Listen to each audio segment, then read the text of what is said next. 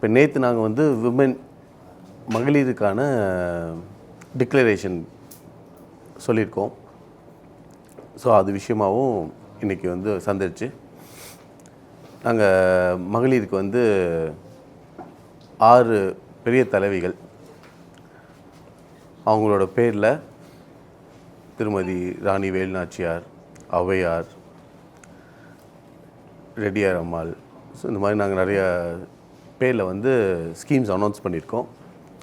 அதில் முக்கியமாக பார்த்திங்கன்னா மாதத்துக்கு 4000 மகளிருக்கு, வருஷத்துக்கு டோட்டலாக 50,000 அவங்களுக்கு கொடுக்குறதாகவும், அதுக்கப்புறம் பிலோ பாவர்ட்டி லைன் வறுமை கோட்டு கீழே இருக்கும் பெண்களுக்கு திருமணத்துக்கு 1 லட்சம் பணமாகவும் 10 கிராம் தங்கமாகவும் அறிவிச்சிருக்கோம். அப்புறம் 6 எல்பிஜி சிலிண்டர்ஸ் வீட்டுக்கு அறிவிச்சிருக்கோம்.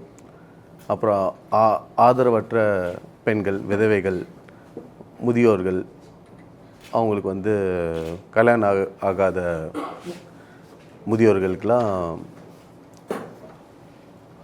பெண்களுக்கு 60,000 அறிவிச்சிருக்கோம். அதுபோக கர்ப்பிணி பெண்கள் அவங்களுக்கு வந்து 35,000 அவங்களோட அந்த மாதமாக இருக்க டைமில் குழந்தைய நல்ல ஆரோக்கியமாக வளர்க்குறதுக்கு அவங்களுக்கு கிட்டும் கூட சேர்த்து கொடுக்குறோம்.